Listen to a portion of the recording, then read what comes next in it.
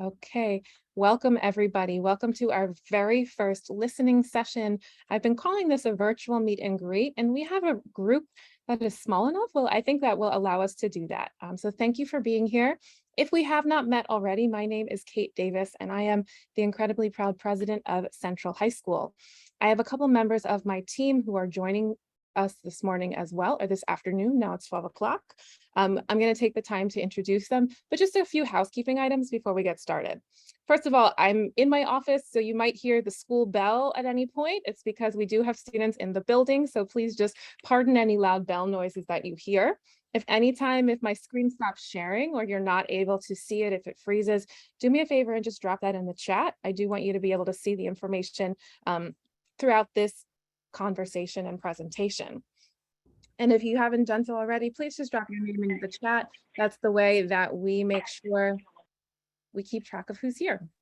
You have the ability to mute and unmute yourself throughout this meeting. If you could just make sure that you start out on mute, and you can use the virtual raise hand function if you have anything that you'd like to contribute at any time.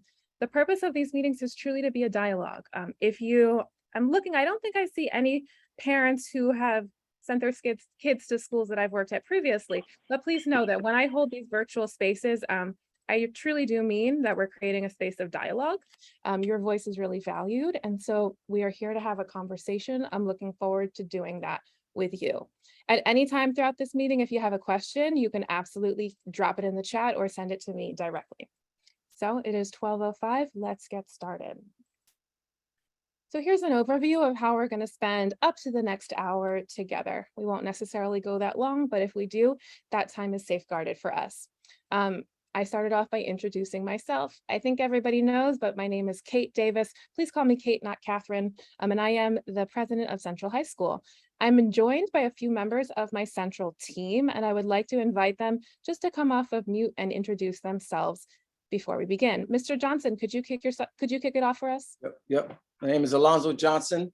I'm the climate manager here at Central High School. This is my third year serving the Central students, so I'm glad to be here. Thank you for having me. Thanks, Mr. Johnson. AP Harrington, do you mind going next? Hello, everybody. I'm Teresa Harrington. Thanks, Terry. Dr. Scott, are you logged on? Can you introduce yourself? Yes, good afternoon, everyone. This is Dr. Tracy Scott. Looking forward to a great year. I'm glad you all joined us this afternoon. Thank you. David Kahn, would you like to introduce yourself, even though you're not a part of the formal central staff? Thank you. I'm David Kahn of the 220th class, the archivist and historian of Central High School, and I represent the Associated Alumni of Central High School. Thank you very much. I think AP Snyder is also logged on. Avi, did you want to introduce yourself? Sure. Hi, everyone. I'm Avi Snyder. That's my first year as AP at Central, so I'm extremely excited for a new opportunity. Nice to see all of you. I apologize if there's any echoing. They're in the room right next to me. And then last but not least, we are joined this afternoon by our new assistant principal, Mr. Brooks, also a proud graduate of Central High School. Mr. Brooks, these parents are getting the first introduction to you in the school community. When you log on to virtual meetings, sometimes you get VIP information. Mr. Brooks, do you want to take the opportunity to introduce yourself? Hello, everybody. Good afternoon. My name is Mr. James Timothy Brooks IV. As President Davis said, I'll be serving as assistant principal, just like Principal Snyder, my first year here at Central. I am a graduate of the 262nd class, and this year, the 282nd class is graduating. And so 20 years later, I'm glad I'm back and able to do work for some Lancers. Wonderful to meet you all. Hopefully I have a chance to follow up with you later. Thank you. Thank you. And so throughout this presentation, you can feel free to invite any of them into the conversation.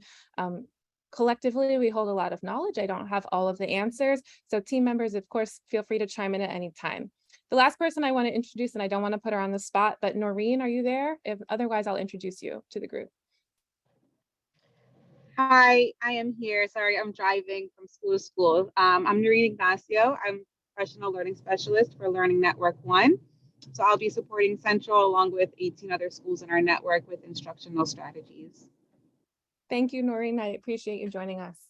Okay, so an overview for our time together. I just have one quick slide for you to know a little bit about who I am. I'm also going to share some important upcoming dates for our school community. Many folks submitted some questions, which were amazing. I went through them and sort of streamlined the ones that were most present, and I wanted to proactively use those as some discussion points for us.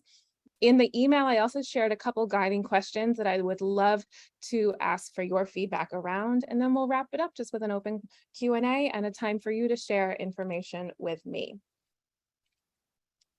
All right, so kicking off, some important dates to know.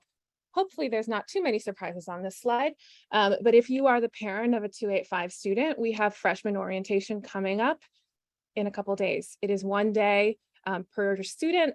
AP Harrington sent out an email yesterday. So if you're a 285 parent and you did not get that information, you can send her a direct message on this Zoom to make sure that you get the information needed for next week's orientation. AP Snyder is the one overseeing our rosters, and she let me know that on August 17th, we will go live in each student's account. So you'll be able to see them if you're logged onto the parent portal, or your child can log directly on to see the classes that they are scheduled to participate in. A lot of parents have emailed me over the summer and asked about when our staff is coming back, or I've been reaching out to so-and-so, and unfortunately, I haven't been able to get in contact with them. That's because teachers have been on summer vacation and not all of them have been checking their email. But they are officially back to work on Tuesday, August the 23rd, along with our other support staff throughout the building. As I think you all know, Monday 29th is the first day of school, and the add drop period for students begins on September the 12th. We are having our back to school night. It is in person at Central this year, and that is scheduled right now for September the 21st. So please, mark the date in your calendars. We hope to see you there. These dates will be shared in other venues as well, but I just wanted to start off with some things that felt important. All right, so here, a little bit about me. This is only one slide. You can feel free to ask me anything as well. Terry, do you mind closing the door just to eliminate the echo? Thank you so much. Okay, so if you're not already aware, I am entering my 5th year as a principal in the school district of Philadelphia. I'm coming from Charles W. Henry School, which is an elementary K-8 located in the Mount Airy section of the city. It is also the school that I went to as a child. And there's a picture of me as a first-year principal looking very, bright-eyed and bushy-tailed. That's the picture that's been in all my articles, but that's me. Before becoming a principal, I spent 3 years as an assistant principal. I spent a significant amount of my professional life working in New York City. That's where I was an assistant principal for 2 years in Brooklyn. And then I came to Philadelphia and did 1 year in an AP role before transitioning to principalship. I was a teacher in the New York City Department of Ed. That's the public school system in New York City. I've only ever worked in urban environments. I started out in the Bronx, and then I spent a number of years teaching on the Upper West Side in Manhattan. I actually taught in a trilingual, dual language school. We had English, Spanish, and French for our students, which was pretty special. I'm a graduate of the School District of Philadelphia, class 264. There's a picture of me. David, I don't think you've seen this picture, but there I am. I think I'm a freshman, maybe a sophomore. This is Mrs. Cooperstein. She was an art teacher for many years at Central.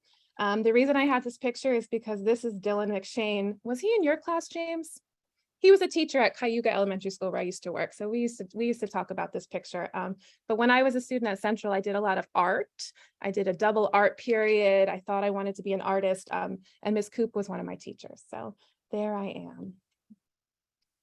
I was born in Philly. I was born in Mount Airy. It's where my family still lives to this day. And I was, as I said, I was the leader of Henry School, which is the school I went to as a student. And I'm not a parent. People always ask me, Ms. Davis, do you have any kids? No, I don't, but this is my dog. I don't share pictures of her very often, but yeah, that's Lola.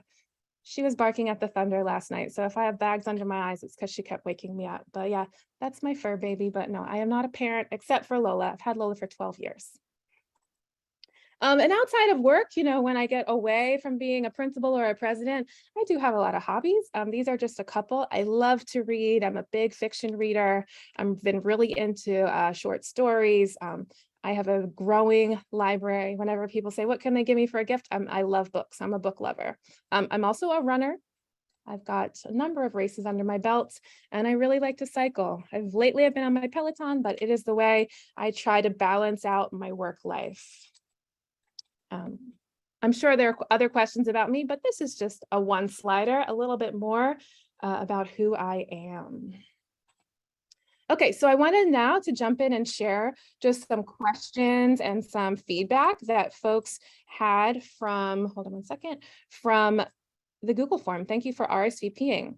I tried to curate specifically for folks who joined this session some of your questions. So if you submitted a question, you might see it on this slide. I summarized them. But there were a couple questions, really getting at, our kids have been struggling for a number of years, right? If you're a parent of a junior or senior, you've gone through the COVID school opening, school closing while at Central. Maybe your child was in 7th or 8th grade and went through that. If so, I understand, because I led an elementary school when we closed schools. And we know that even though schools are fully open, we are still feeling the effects of the pandemic in many, many ways. Our students are, absolutely. So there was a question about what is the plan to help students who struggled, maybe for 1 year or more than 1 year? Will we have services in place? And also, how are we thinking about students who are now embarking on the college application process? So I just wanted to summarize the answer and sharing a little bit more information about our counseling department. They're just one arm that supports this area. But if you are not aware, we've actually expanded our counseling department this year, which I think is really awesome. For a number of years, we've had 5 school counselors. This year we will have 6. Still not enough, but it is absolutely a commitment, knowing that we need to have increased access to mental health supports, well-being supports, and just, we need, as much as possible, reduce the student to counselor ratio. Additionally, this year, we have a new partnership with a program that is called Stepping Stone Scholars. It's a program that exists in a number of other high schools throughout the city. And so we will have a full-time staff member, not a member of the central faculty, but somebody who is going to be at our school 5 days a week. And their sole purpose is to address areas of concern and support our school in this way. So along with the growth and the addition of another member of our administrative team, I'm hoping that is going to support us in having an even more comprehensive approach to making sure that kids are heard. We have spaces where students can give feedback, both proactively get support and reactively get support. One thing that our counseling department and I worked to decide this summer is that we're bringing back our college fairs and our college tours within the building. So it's been now 2, if not 3 years, that we haven't been able to have college representatives come to Central to do presentations about programs and what can be offered at different schools. Because of COVID restrictions, that wasn't happening. And we're very happy that we've already started scheduling that for the fall of this year. You will be getting a lot more information about this coming out of our counseling department. Our lead counselor's name is Dr. Christine Soda. She was the lead counselor last year as well. And central faculty, if I left anything out, feel free to chime in. So, moving along a similar line, there was another question around how are we supporting the needs of staff, right? CHS faculty. What are we doing to combat teacher burnout? Absolutely. And then similarly, just reflecting on the end of the year, there were a couple of comments about how it was really difficult as a parent, how it didn't always feel organized. There wasn't necessarily clear guidance about what was going on or the expectations for students. And while the end of the year is very far away, to me, this question felt relevant because we're thinking about how are we opening up our school in a way that has a plan to keep kids safe. So a couple things that I want to share a little bit of information about. First of all, at Central, we have a structure of teacher leadership that I think really supports the needs of our staff. And our work this summer with our administrative team has been thinking about ways that we can boost that and make it even more effective. So we have 7 different departments that operate within Central, each led by a department chair or a school-based teacher leader. And what we do as an administrative team is we really do trust these individuals to give the assistant principals and myself, the president, a lot of feedback about this is what's really working for my department. These are the areas of need that I'm seeing amongst my colleagues. These are the things that we might need and we don't have. And that's been really helpful. I appreciated the second part of this question about what are we doing to combat teacher burnout, because teacher burnout is real, right? It is a problem, not only in our school district of Philadelphia, throughout the city, throughout the rest of the state, and nationally. I work very closely with a lot of school leaders, and the amount of teacher turnover we've seen, people, not even turnover, individuals who are resigning from the profession because they haven't felt supported either by their school community, by their school leader. It's, you know, more and more and more has been put on people's plate to the point that it's felt like a breaking point. I'll be honest to say, I don't think that I have the perfect solution to this question, but something I am very proud of as a leader throughout the pandemic, I didn't lose one teacher at my previous school. I didn't have one teacher who resigned. I don't think I can take full credit for that, but what I can say is that my leadership style is one that encourages dialogue, feedback, and support as a really natural and necessary component of running a school. That's not to say we didn't have staff who struggled. We had a lot of struggles, but one thing that I do as a leader is think about ways that I can deploy the resources that we have available to us. Sometimes we plan far in advance, and other times we have to make more split-second decisions, right? Each day can be really different when you're running a school. And while I was leading a school that was significantly smaller than Central High School, it's the same approach. I have a much more robust team here at Central than I did at my previous school. And I think for me, when we think about ways to combat teacher burnout, the approach is similar to ways that we support students who are feeling burnt out in school, right? It becomes integral that we create spaces where we're authentically asking for feedback, right? Not just asking for feedback and not taking it into consideration. What's really working for you? What's really not working for you? What ideas do you have? And from a number of conversations and dialogue that I've been a part of since my appointment was announced, I know that this has not always been done successfully at Central. So we are making a concerted effort beginning this year to address this strategically. And when we think about order, I mean, I think any of my assistant principals could off the cuff tell you that creating systems-driven approaches and what is our system, how are we going to do this, that's really been a priority for us this summer. So we've been looking at a lot of the documents that might seem like they're just, you know, every year we release the same handbook, you know, we get the same roster, but we've been really drilling down, asking questions, picking things apart, you know, thinking about where is the institutional knowledge living in the brains of our faculty and where does it exist on paper? And how can we transparently communicate the systems that we have for all of these things so that there is order throughout our school? So just some small examples. We've been thinking pretty strategically around the ways that we support students in classrooms who are struggling academically so that parents and students have an awareness when grades are dropping below a certain threshold, rather than just finding it out when report cards are released on a quarterly basis. We've also been talking about, from a safety perspective, the ways that we deploy our safety officers, formerly called our school police officers, throughout the building so that we're addressing areas of concern, such as doors that have been propped open when kids sit outside for lunch. We want kids to still be able to enjoy the fresh air, but how do we have a system that allows that to happen in a way that the building's safety is not compromised? So those are just two topics. I don't know, assistant principal, if anything else comes to your mind, but these are the conversations that we've really been drilling down on in these weeks as we prepare for faculty and students to return. We also are looking into communication and how we are communicating different events so that people know in advance when certain events are taking place. Thanks for sharing that, Dr. Scott. I have some more info on that in an upcoming slide. Oh, look, perfect segue. There's a need for access and communication to improve and increase access to information and also access to our building. You know, some constructive feedback around, you know, I would call the office and they might not always have the answer, or I might not always be able to get through, right? Or my student would come home and tell me something and I didn't hear it from anywhere else in the building. And as a parent, that was really frustrating. I'm here to say, yes, I hear you. These are challenges that we have in schools year after year. And what we are doing as a team is having a really concerted effort to be more transparent and communicate proactively. You signed on for this listening session today, so you know that I will be emailing you through the school messenger. I know that President McKenna and President Petty also did that. And I also am somebody who hosts these virtual meetings quite frequently. And then last but not least, there's another slide on this coming up. Lots of questions about safety.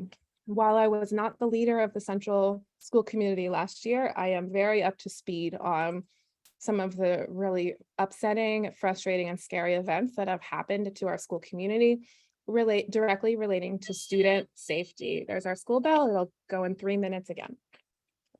There's an upcoming slide on this, but I did just want to say that this summer I've had the privilege of working with members of our Home and School Association, as well as members of the school district's Office of Safety. Chief Kevin Bethel is the tippy top of that office. And he's been on a Zoom call with us, and we have a Zoom call later this week with the new individual who's overseeing SEPTA. So a lot of the conversations that were brought up last year, for example, the one that Councilwoman Gim was a part of when we saw a student who is a member of the Central community assaulted on SEPTA, and how scary that was, not only for that family, but for other members of our school community. That institutional knowledge and that experience has not been forgotten. It's been a starting point this summer, and I'm looking forward, in partnership with the Home and School Association, sharing more information about the specific approaches that we're using to increase the safety and improve the environment and the student experience at Central. So we've summarized these a little bit, but if I were to boil it down, and this is a work in progress, but for right now, if you were to ask me, President Davis, what are your areas of focus as we're ready to kick off the 22-23 school year? This is what I would tell you. Clear communication, as Dr. Scott said. Not only does that mean communication from me and my administrative team, it means communication from teachers, it means communication to students, it means communication that is going home, shared virtually, and also in person. We're really trying to be very intentional about improving this. As I shared in the submitted questions part, we do have plans to prioritize student well-being and student safety. When I say safety, I'm referring to physical safety, but I'm also referring to emotional safety, right? When we think about the challenges that we know high schoolers typically experience, and then what are the unique challenges that a Central student experiences, and how do we get ahead of that rather than always being reactive? I know that you can't always be proactive in a school. There are situations where we will be reactive. That's the nature of running a school. But what do we know that didn't quite work for us last year that we need to do a better job at addressing? We know that student stress levels year after year, especially coming out of the pandemic, are quite high. Mr. Brooks and I have shared a number of stories reflecting on our experiences 20 or so years ago as Central students, and thinking about, what's been the same and what is different for us now in this area. So stay tuned for more information to come connected to this area of focus. And then last but not least, I would say the conditions that support strong instruction. I want to debunk the myth that, we are quite biased. We believe that Central is the best learning institution, not only in Philadelphia, but across the United States. We believe that strongly. But I will say, that does not mean that we don't have work to do in improving the pedagogical approaches and the instructional techniques that we use in our school. So I consider myself to be a very strong instructional leader. While I was never a high school principal, I will say the conditions of strong instruction, great instruction, they're not entirely different when we think about what makes really strong instruction in an 8th grade classroom versus what would we hope to see in a 9th, 10th, 11th, 12th grade classroom. These are areas that we support our faculty. We have a number of, there's a couple faculty members, I won't name names, but who were teachers at Central when I was a student. There are also, and same for Mr. Brooks, there are also a large chunk of teachers who are in the novice range, the 1 to 5 years of experience. And we've been thinking really intentionally about what does it look like to support them so that we're making sure that our instructional approaches truly are state of the art, making sure that we're using resources that are updated and appropriate, interesting and applicable to our students. So that might not be something that you as families necessarily see, right? But please know that it is happening behind the scenes and a huge priority of our Central's administrative team. Okay, I've been talking now for over 20 minutes. But these were the questions that I included in the email, right? And so I don't want to put anybody on the spot, but I would appreciate if you could utilize the chat function, or if anybody, feels the urge to come off of mute. I know a lot of amazing things about Central. I've heard tons of wonderful things, but I'm interested in hearing from your unique perspective as parents. What do you appreciate most? We know that we have wonderful sports teams and great clubs, but I'm thinking more specifically, is there something unique that you really appreciate, or something specific that's really working for your child that you would recommend that we replicate or expand or make sure that we're sustaining so that Central can continue to be the place that it is? Yeah, Monica, I see you raising a hand. Would you like to come off mute? Yeah, thank you so much. So delighted to meet you and Mr. Brooks and some of the new people. I'm the mom of a recent graduate. He's off to college in 10 days. Congrats. And I thank you. And I can't say enough good things about Central and how well it served Lucas. I mean, he really thrived, and it was a perfect place for him. I have an incoming freshman, and she is the opposite of Lucas. And I mean, this idea of well-being and safety, emotional safety, clear communications, those are exactly my main concerns. And I'm just wondering if you're willing to custom make that, because kids are all different. And I just wonder if you feel that you'll be equipped or willing to try to customize that for kids, make sure that those who are weaker in many ways, get, the attention that they need. And I don't mean, better or worse students, but just different students. And yeah, I wonder if, that's something that's on your list. Yes, and you submitted that question, right, when you were RSVP? Yes, I remember reading through it. So what I would say, I don't want to use this space to talk about individual needs of students, and I don't think that you're asking me to, but I would say, you are your child's best advocate. So please make sure that if you would like to send me an email, each of our assistant principals, and I should have said this when I started, I'm sorry. One change that we're making this year is that each of our assistant principals is overseeing a respective grade level, because we have 4 assistant principals. We have 1 assigned to each of the classes. That's not to say that they're making all of the decisions, but they are a member of the administrative team who you can make sure knows your child really well, and make sure that our school counselor, their teachers, all of these individuals who are deployed across our school are tuned into the specific needs of your child. So you said your daughter is going to be a freshman, correct? Yes. Yeah. So Mr. Brooks is going to be our assistant principal overseeing the freshman class. And when his email address is ready, I will be sharing it with the school community. So please, you can connect with him. Thank you. Thank you.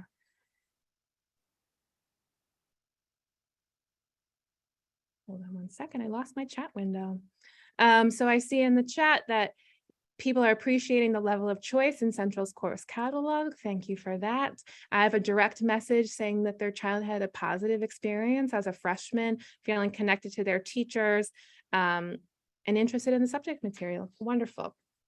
So we'll move on to the next slide, but if more things come up for you, you can absolutely put them in the chat or send them to me directly. I don't think I missed anyone.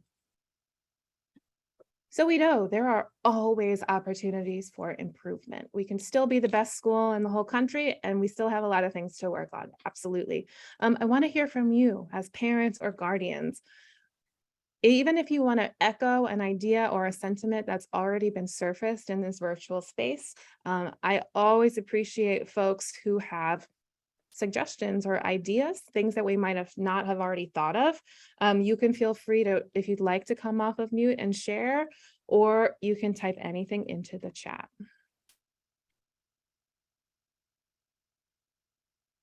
Monique, absolutely. Hi, President Kate. Thank you and welcome.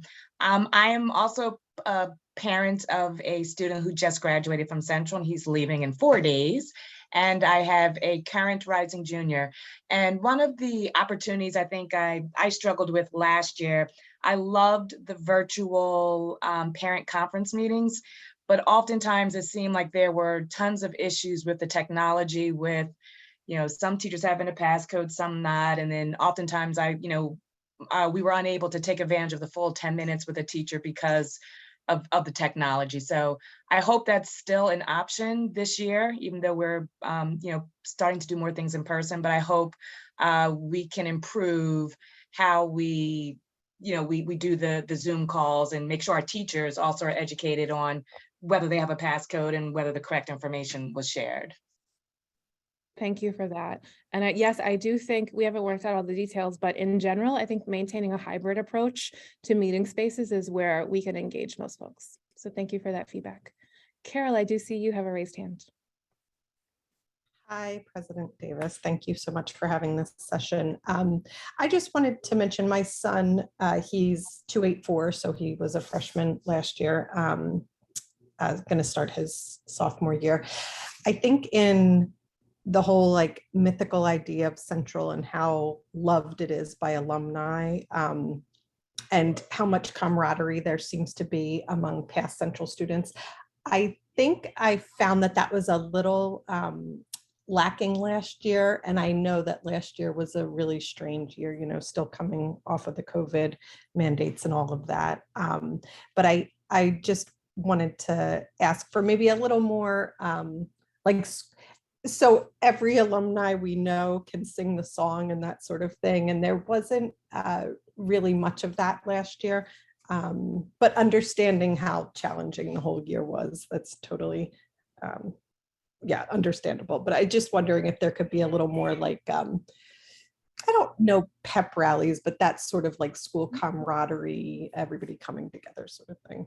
The academics were saying last year. Thank you so much. You're welcome. And I will say you are not the first person to say that to me. I don't think it was a comment in the parent feedback, but I have heard that, feeling like the school spirit has dwindled over the years. And what does it mean to be a part of a class? How are we creating opportunities for kids to really embrace their school community and be proud of their learning institution? Yes, thank you for that feedback. I don't think I missed anything in the chat, but I did just want to save space if there was anyone else who wanted to respond to this question.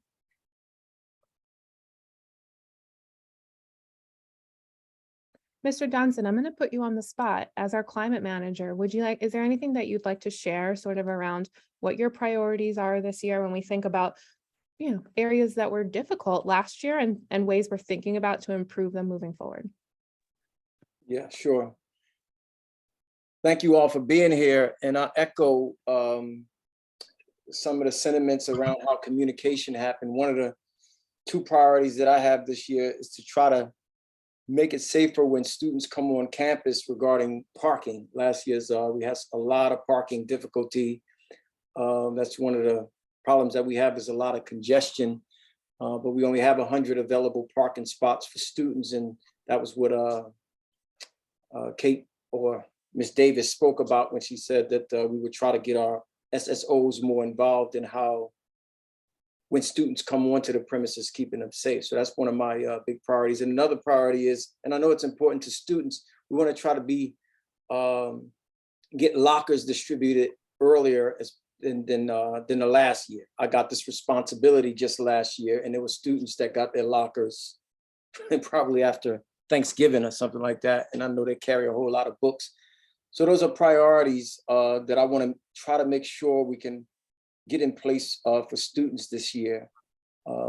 Also, trying to, it was a lot of tension last year around wearing masks, a lot of things within the transition in the building. I want to try to make the students feel more safe. And the only way you can do that is to have more structure. And that's one of the things I appreciate about Ms. Davis being here this year. She's trying to create system and spaces where it's clear where students can be, where students can't, so they can know how to move throughout the building in a safe way.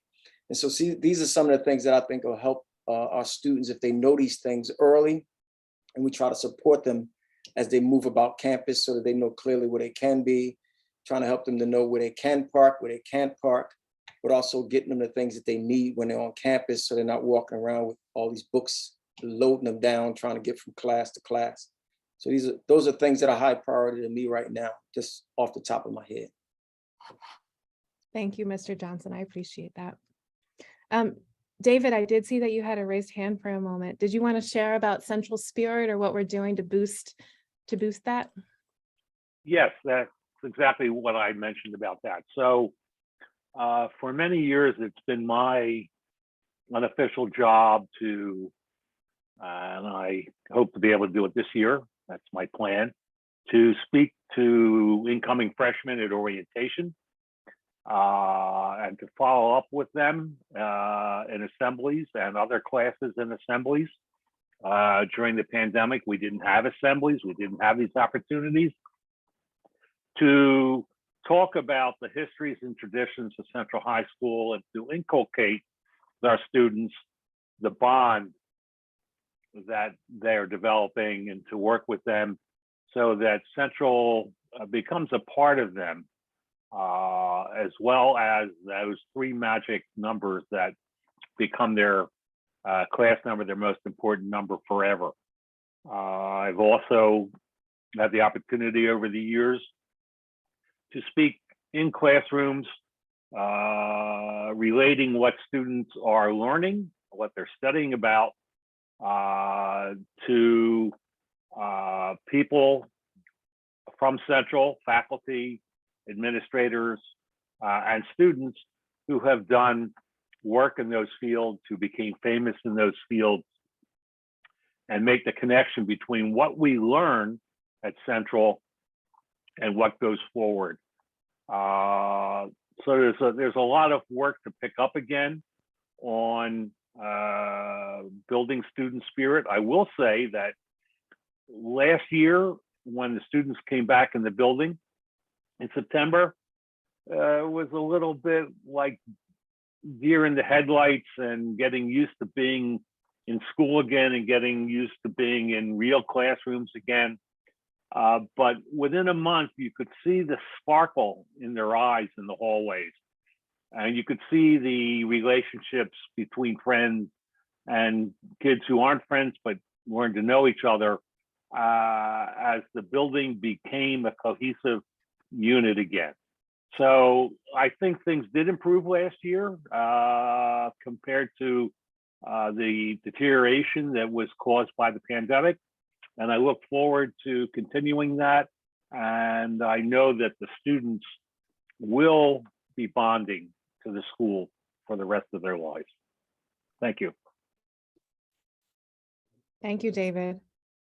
And I will say before, Matt, I see your hand, you will be next. I will say this is a side of Central I didn't know as a student, but I've participated in a number of reunions. I met with the 188th class. I think that was one of the first classes I met with this summer. And they told me stories about, when they were at Central during World War II and what their memories were.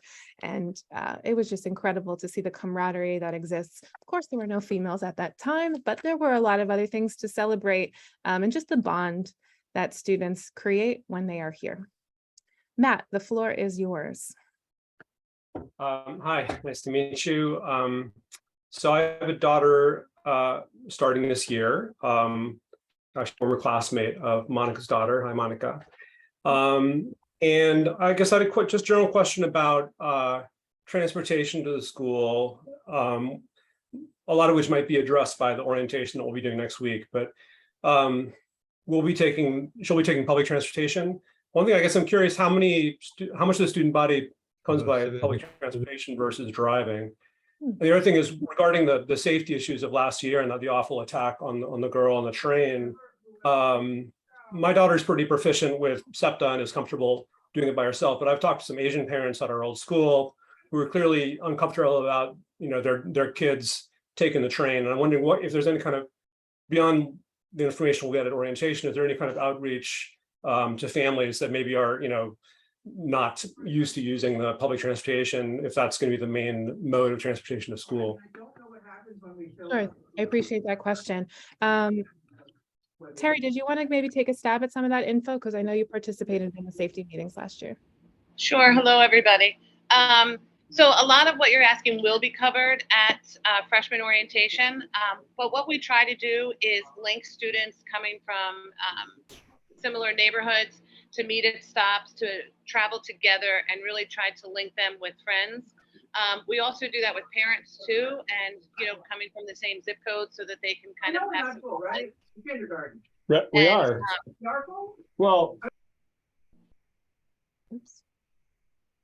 As for the safety aspect, we work very closely with the 35th District Police Department. They are very cognizant of our schedule of when our half days are, our early days. They usually do provide extra support to us for the first couple of days with more supports, because the intersections and where everybody converges to drop off, because you figure 2,400 kids are coming in at one time here, as well as Girls High, Widener, and LaSalle, we all kind of are linked to be on the same schedule. So they are out there, they're aware. We also have contacts with SEPTA. There is a monthly safety meeting that I attend that kind of, gives the what's happening in the neighborhood, how we can improve, if there's anything going on, we ask our students to report it to us immediately so that we can get it to the right offices from the different stakeholders around the city from where our kids travel, because our kids do travel from pretty far away. When they are here for freshman orientation, I go through with them, how to handle yourself coming down the street, where to put your cell phone, take those headphones off, that you need to be cognizant of your surroundings. So we kind of go through that with them. And we've come to find over the years, and this will be my 10th year here, is that students start to get and work and see similar youngsters at their stops and kind of gravitate together, whether they are freshmen or seniors or sophomores. They do try to and do kind of travel in a nice pact.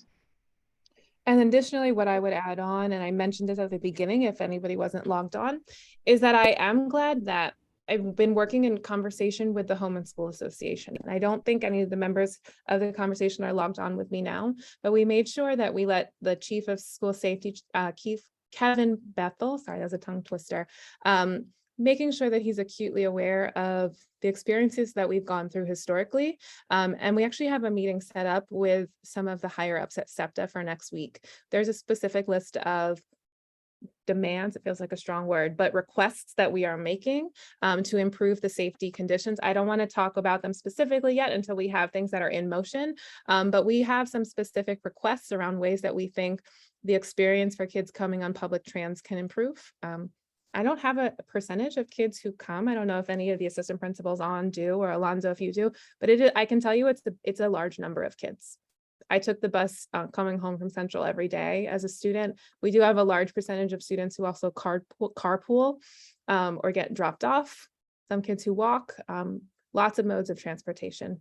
So I will make sure that the team is working for the freshman orientation, makes sure that this is included in the agenda for next week. Yeah, Kate, if I can add, I know Mr. Madden, your daughter may not be eligible to drive right now, but I do get a lot of concern, and this is what causes some concern too, when students don't even want to park on the street in a neighborhood because they're concerned about the safety. But we only have 100 available spots to students because we have such a huge faculty. So we need students that if they do carpool and they don't have a parking pass, which they will go relatively quickly, they have to park off street along Ogans or other places and walk onto the campus. And like I said, we'll do our best with everything that's been said to keep them safe, but we can't have cars parking illegally, blocking other cars in, putting dents in other cars. That's a safety hazard as well. So we need to put some kind of communication together to let parents know It's not a problem if they carpool, but they can't force their way onto the parking lot because that creates another safety issue. Sure. I mean, that's why I feel like the public transportation is a really important option to, to publicize and defend and make sure that it, runs smoothly and stuff. I'm very much in favor of that. Having driven to Central from Center City and a bit of a nightmare. So a lot faster that way too. I'm a parent of a junior, and my son has taken, well, in the COVID hybrid year, and then last year, I have a student who's gone back and forth by public transportation from West Philly. And I mean, the one thing that I would say is make sure your child has people to travel with, that they're not traveling alone. And I know that there have been instances he's fortunate enough not to have experienced. He also is an athlete, so he's leaving Central at 5:30 most days throughout the year, and has never experienced an issue because he's always traveling with other people. So I would just encourage your students to travel with other people, to be aware of their surroundings. But I mean, it's there. Yes, there have been instances I think are well publicized, but I think by and large, public transportation to and from Central has been relatively safe. And and I see other parents on here who I know he's traveled with their children to and from school. So it's there. I think there is a fear. There is a fear of the unknown. It's something very different. You're going from a neighborhood school where you walk to your school. I also have the perspective of being an elementary, a K-8 principal in the district. So I understand the shift for students from their schools to a school further away from home. But by and large, it's a freedom that they actually enjoy. And I think that it is a shift for them as ninth graders going from a school they walk to a school that they now have to travel 25, 30, 40 minutes to, but they adjust relatively quickly. And I think in many ways they enjoy it. Thanks, Dan. I appreciate that. Dr. Scott, did you want to add on? Yeah, I just wanted to say also that we do have some buses that come to the front of our building for students to come on for the 18 and the 26. But we also need parents to realize that they can't park in front of the building because that creates a safety issue as well, where buses can't park close to the curb. That's a very congested area on Ogons. And so these things people need to be aware of. And as far as transportation, I graduated from Girls High in the 80s, and transportation has always been, an issue more or less. You always had different things going on, dependent on the era that you are in. But it is a time for students to really start to get that feeling of becoming a young adult and trying to navigate different things. But I do agree, you should always be with someone. We don't like for students to leave the school late by themselves, so we always try to make sure they are buddied up with each other. Thank you, Dr. Scott. I just want to surface a couple things that came up in the chat that I think are really good points. Gail shared that their family is interested in carpooling or a rideshare, but has not seen a resource for this. So Gail, I'll share that information or that feedback with the Home and School Association. I know there are a number of groups on Facebook. It feels like we could pretty easily put together some sort of Google sign up or board or list where people could share sort of what their needs are connected to that area. Additionally, Leslie, thank you Layla, I'm sorry, for giving your positive feedback. Monique asked a question in the chat if community service requirements will be reinstated next year. The answer is yes, they will be. There is information coming in the student handbook about this.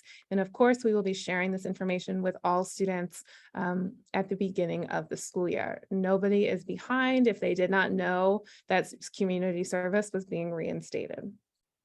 Laura asked a wonderful question, and Laura, this is a point of pride for me.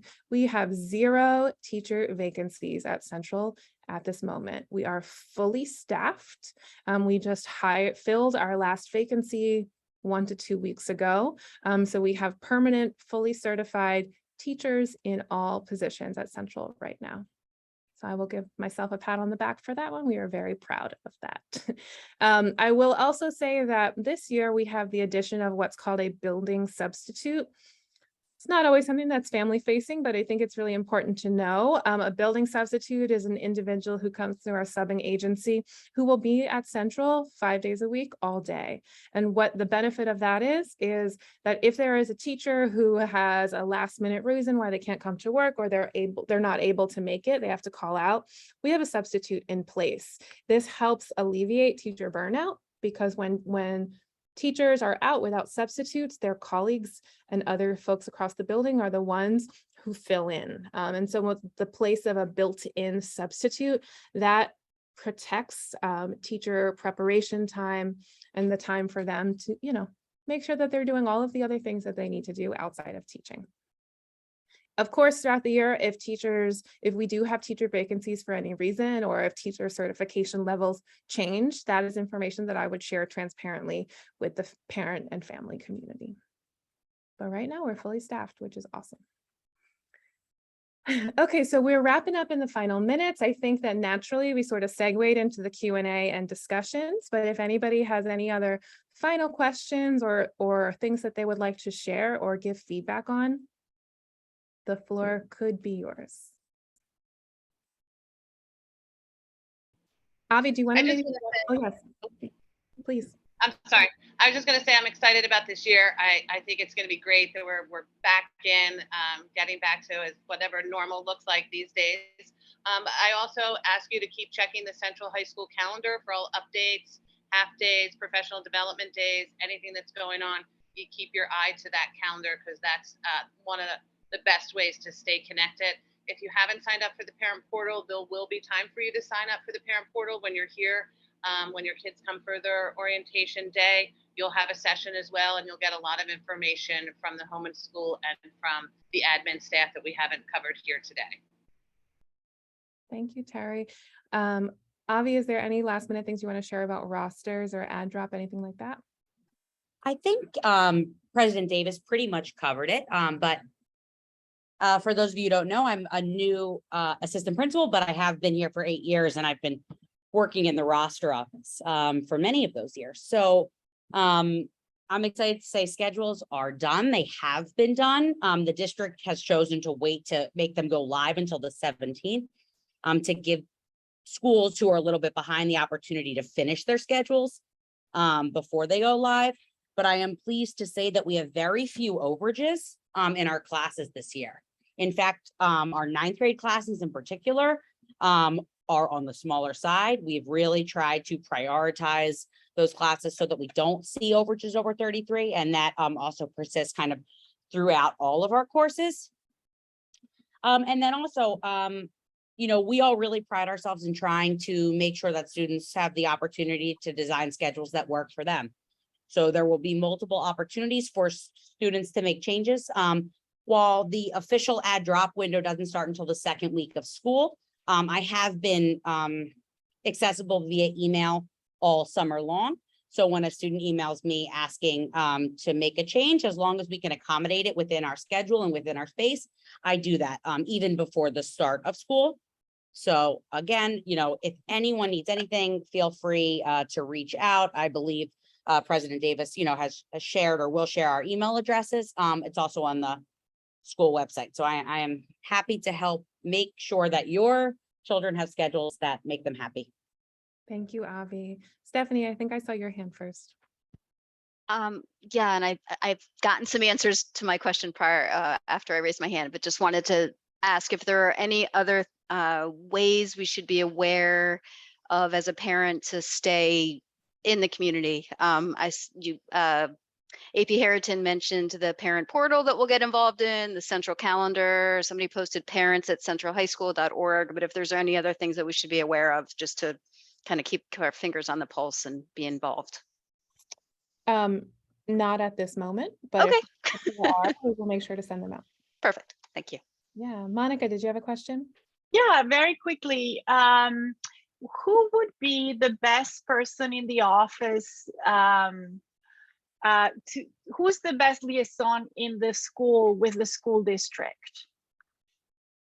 I don't even know if that it would be a person, but if, sometimes there are issues that are best that I have, to connect with a school district or issues that have to be resolved through the school district. And I wonder if there's, who would be the best person in the school to help me, access the school district, which is even a bigger, right? A bigger machinery and harder to connect with. You mean outside of Central, above Central? Right, like the school district, yeah. Sure. So I would say if you are not able to clearly find an answer on the school district website, your go-to should be to email the assistant principal who oversees your child's grade level. Okay. And then they can come to me. And I know that sometimes the school district is incredibly responsive to parents, and other times it can be very frustrating, especially if you're trying to call a phone number that never seems to be answered. So if that is the case, for example, if you ever need to call the Office of Student Placement or Enrollment, it can be very difficult to get them on the phone. I would always recommend email over that.